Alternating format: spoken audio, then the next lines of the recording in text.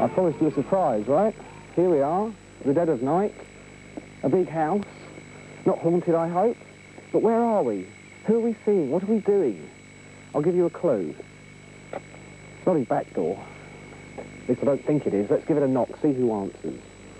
Gosh, gosh, gosh.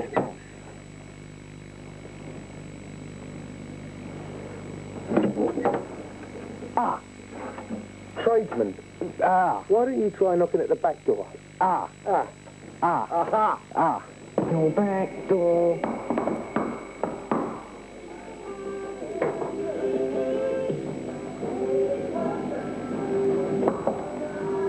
It's opening. Oh, Ian Gillan, the very man. What are you doing here? I thought you were on this mega world tour. Never mind what I'm doing here. What are you doing? I'm supposed to be having 2 days break. Well, I mean, break. Well, Ian, seeing as I am... break. I know, but seeing as I am here, have you got time for a bit of a chat? Well, you got time for a drink? Always time for a drink with you, Ian. Then step inside, my son. I mean, we're in Skytrack. So this is the kitchen, is it? Well, ostensibly, yes. It's not bad. It's nearly as big as mine, you know. What is? The kitchen. Oh, the kitchen. Very nice. So what are you doing, Squire? Well, I thought I'd come and see you, drive you mad. Ian, I'm thinking back to the very first time I ever came to visit you in your home, which was way back in the days of Gillan. Mm. There's been a lot of swings and roundabouts since those days, right? Yeah. Things have changed a lot. That was actually towards the end of the Gillan band, and we've been through various incarnations of the band, all of which were fun. I had a great time working with great musicians. But the last tour we did, I listened to a tape of an interview the other day, and we did 40 dates in Britain, and it was at a time when I had some problems with my voice. I've since had my tonsils out and everything else, and it was time to call it a day. You know, music should be fun, and there was no way of progressing any further. I just didn't have the energy to start another band or do anything like that. And I think we'd done all that we could with that formation. And so I realised at that point that the best band I'd ever been in was Deep Purple. And so I phoned the guys in the band. Because I must say, I remember talking to you at that time and asking you, come on, surely one day you might get back together. It was like, no, not for £1,000,000 quid, you know. That's right. Well, I think, a lot of people remember a lot of bad things about Purple, and I think I'm as guilty of that as anyone else, because in the last year it was pretty bad. But when you get to thinking about it, the years between 69 and 72 were great. They were fantastic. So at that point, when I finished with the Gillan band, I phoned all the guys in Purple and said, what do you think? And so they weren't really ready. Richie was just doing another album with Rainbow, and John was with Whitesnake, and Ian had just joined Gary Moore. And so I went over there. We set up a meeting to talk about it anyway in Greenwich, and I got drunk and we had a row within about 10 minutes. And that was the end of that. But the seeds had been sown up. The time you were with Sabbath, was it in your mind that you really, what you would like to do is get back together with Oh yeah, absolutely. Because we said we'd come back and talk about it a year later, and that's what we did. And by that time, I think everyone had developed the thought in their mind. And, I had said to everyone, I bet you that really the best fun you ever had was with Purple, and the best band you've ever been in was Purple. So. And the biggest as well, I would imagine. Yeah, that's got a lot to do with it as well, but I think that's basically because there weren't any compromises. We found that with a lot of other bands there was never quite the chemistry, so success, I think, is not the sort of thing that you can chase and find that easily. With our kind of music, it comes out of things being fairly natural. It's difficult to set up those things, and we've all done it for enough years to know that if your music coincides with the public taste, you've got to hit record, and so you're generally lucky to get 2 or 3 good years out of every 10. Now, of course, since then there have been 2 Deep Purple albums. One, in my opinion, good. One, also, in my opinion, great. Would you agree with that?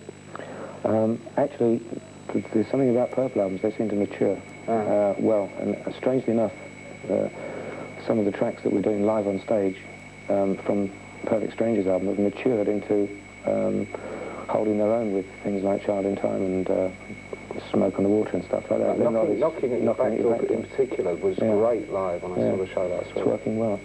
I was very pleased with the new album, House of Blue Light. We spend a lot more time on it than we ever have done. I think don't think Purple's ever been very good in the studio. It's been more of a live band, and we've always found it difficult getting those disciplines that you need in a studio. But we stuck at it this time and spent 6 to 8 months doing the album. And we rejected an awful lot of material, which is something we haven't done before. Normally, once it's done, that's it. It's on the album. Let's get it out. The first album, Perfect Strangers, when you were actually writing and recording it, deep down inside, did you actually have any doubts that perhaps there might not be a second Deep Purple album? Perhaps once this album was done and you're out on the road, the same old things that broke you up in the first place? No, no doubts at all. Not a single doubt in my mind. I think it's very... There was a criticism about Perfect Strangers. I forget where it was, but someone once said it was a safe album. And I think I'd agree with that. It was safe. It was... nobody took any risks on the album. We went in and just recorded what came very naturally to our minds. I think that was caused by... basically, that nobody wanted to rock the boat, you know. I mean, after all those years, we would, get to a crisis point and then everyone would back down a little bit. So nothing was pushed too hard in any direction. So the music evolved very naturally, as it happens, because we just flowed with the tide. But I think we were a lot more critical with ourselves, I mean, collectively, and amongst ourselves. We had a lot more sort of, let's say, heavy debates on this album than we did on the previous one. Now, I mentioned, of course, that I saw the band play in London last week at Wembley. That must be, I mean, I was trying to figure it out. It must be the first time Deep Purple have played in London with you and Richie and everybody else in the band for, well, 14 years, something like that. Since 1972. Nearly 15 years. Did you feel...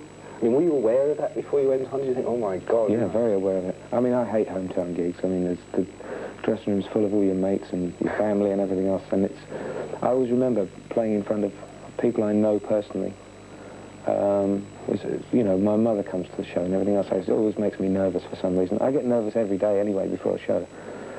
But London's kind of difficult because you suddenly realise you know everyone in the audience, every single person. For me, I remember going on and the first thing that came to my mind, I said to everyone, hello, welcome to the Marquee. Because, strangely enough, people in London tend to think of Wembley as a big gig. And, in fact, apart from the Edinburgh Playhouse, it was the smallest show that we played on the whole of the European tour. It was the smallest show we'll play this year. And people come up and say, well, why don't you do the Hammersmith Odeon? Or why don't you do these rock and roll places? And I think it's a two-way thing. You get geared up to doing a show with a kind of a larger production and everything else, and new techniques, new presentation techniques and everything come into play, and you want to show the people that as well. So it's kind of a two-way thing, but I enjoyed it very much. Well, I'm glad you said that, because one of the things that really impressed me and excited me the most was the 5 happiest people in the hall almost seemed to be the band. Yeah, well, that's true. I mean, Richie was even smiling, you know. Yeah, he does. Which breaks all the rules. Does once a month. Guaranteed. Guaranteed. It was a good job it was that night.